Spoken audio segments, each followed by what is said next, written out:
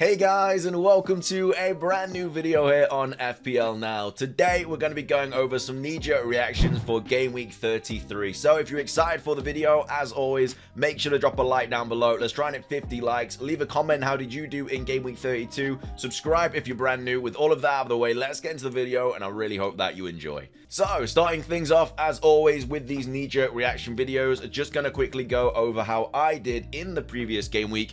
Finished on 71 points, which was a nice green arrow. Not too bad at all to say that I had 5 players who got me 1 point, with the likes of Doherty, Laporte, Saka, Weghorst, and White. All got me 1 point, but still somehow got 71. It was because of the Sun captaincy. Honestly, if I could meet this man, I would give him the biggest kiss on the forehead, because he is absolutely saving my game week in, week out. A massive hat trick.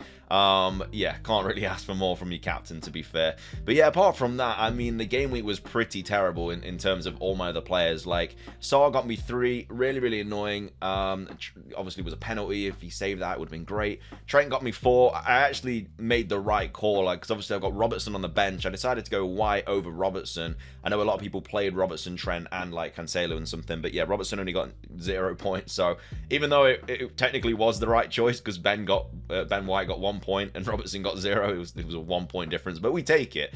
And then of course, yeah, Laporte obviously getting 1 point, because it was a great game, by the way. Doherty with that injury, probably out for the rest of the season now, so I need to deal with that. Weghorst, I need to get him out of my team pronto. Like, I'm gonna keep him for the double, but after that he's gone. I just do not want this man in my team anymore. And then Saka with a 1 point as well, picking up a yellow card. And then my bench, yeah, obviously Brogy didn't play, Robertson with 0, Ramsey got 2. Ramsey should have scored, to be fair. He missed quite a big chance. I don't know how Villa didn't score in that game, to be fair. It was crazy. But yeah, 71 points, massive green, well, I'd say massive green arrow. It was a decent little green arrow, so can't complain at all. But yeah, having Son instead of Kane is starting to work out. You know, Son is outscoring Kane like every single week now. Really nice. But anyway, that was how my game week 32 went. Moving on to double game week 33, though, there is quite a few interesting most transferred in players and most transferred out players. So of course, Son is the most transferred in player, over 100,000 people already. I mean, I'm not getting rid of him now for the remainder of the season. Like, I was originally going to get rid of him for Kane, but in the form that he's in, I have to stick with him. You know, I would love to get Kane into my team as well, but it feels like he's having less shots. He's obviously the passes that he's making, you know, he's getting a little bit deeper. The passes that he's making are ridiculous, which is why he's finding like Son, Kulusevski, etc. But yeah, I'm not getting rid of Son. If anything, I'll bring Kane in as well somehow, but I feel like to do that, it will hurt my team quite a bit, because it means I won't be able to have like premium defenders. I've obviously got Salah as well, so it will be a tough one. Maddison, also 95,000 people bringing him in. I'll be bringing him in this week for Rafinha. I'm not going to do it yet, obviously, until right before the deadline. But yeah, I think I've got 2 free transfers this week, so I obviously rolled last week, so I'm in quite an okay position. But the likes of Doherty getting injured, Weghorst deciding to just get 1 point every game, it is being a bit annoying. There's definitely a few things needing to be changed in my team. But yeah, this week, obviously, I've got Saar, who's blanking, and I've also got Rafinha, who's blanking. So yeah, Rafinha getting me 10 points before he left my squad. You know, I can't ask much more than that. Finally got a double-digit haul. But yeah, will be Rafinha to Maddison this week, I'm pretty sure, unless, you know, Maddison somehow gets injured or whatever. Tony as well, another player that a lot of people bringing in. Honestly, they're in form right now. Brentford really playing well. Just beat Chelsea. Now they just beat West Ham. You know, they're actually getting quite a few goals as well. But the only problem with Brentford players is they don't have any doubles left. But I think, you know, if you're trying to get rid of Weghorst or something and you want a player to bring in, I don't think Tony's a terrible shout at all. He's on penalties. He just doesn't miss penalties either. So if he gets one, you guaranteed those 4 points. But yeah, Tony is a nice little option to bring in. Completely understand why people are bringing him in.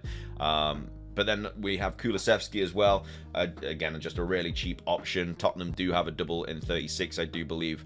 But yeah, Kulusevski's not in my team as well. But I think with the likes of Doherty being injured now, I kind of want 2 Spurs players just because the amount of goals they're scoring. So I think I'll probably bring in Kulusevski at some point, maybe for somebody like Saka or something after the doubles, I'm not sure. But anyway, we've also got Mount as well, who, again, had a really good game. I mean, that Chelsea game was crazy. Like, I can't believe Werner hit the post and crossbar like 4 times or something, and also scored 2 and got an assist. Like, he could have been on for such a massive haul. But yeah, Mount the 5th most transferred player in this week. Moving on to the most transferred out players this week, though, Coutinho is the most transferred out, which I understand because obviously people are going to be getting rid of him for, you know, probably like Son and stuff like that. But at the same time, he does have like 2 doubles in 36 and 37. One of those doubles is Burnley and then Liverpool, and then the other double is Crystal Palace Burnley. So I'm going to be bringing in like Villa players. Like, I've obviously got Ramsey right now, and I think I'm going to be bringing in Matty Cash for Doherty at some point because, again, those 2 doubles are quite nice for Villa, so I don't mind doubling up on Villa having Ramsey and Cash. So yeah, I think I will be doing that in the near future. So I'll probably just bench Doherty and then just upgrade him later on down the line when I need to. Tierney, another player that is most transferred out, again out for the rest of the season most likely, so completely understand why people are getting rid of him. Some people downgrading him to... I feel bad for the people that downgraded from Tierney to Doherty this week, by the way, because it's just so unlucky. You know, Tierney didn't play, and then you bring in Doherty, and then he bloody gets injured after 20 minutes or something. So, yeah, it is really unfortunate if you did that. But obviously, other people are going for like the likes of Cancelo. Some people are bringing in Laporte. Reguilon, I guess, will get a lot more game time now because of Doherty being injured. So, yeah, there are other options you can bring in for Tierney. Salah, 3rd most transferred out player this week. I don't know why, personally. Like, I get people are downgrading him to the likes of Bruno Fernandes, who has a double in 33. Also, the likes of Son as well, who's obviously popping off. But he has Everton at home in game week 34, and I think that is just going to be such a good fixture for Salah. Easily captaincy worthy in that game. So, yeah, I think people are maybe jumping the gun a little bit for him, but it is what it is. Next up, we have Saka. I'm seeing so many of my players on this most transferred out. I'm going to be losing money. But yeah, Saka, another player transferred out. I don't understand the idea behind this one. They literally have a double. Southampton is one of those. They just lost 6-0 to Chelsea.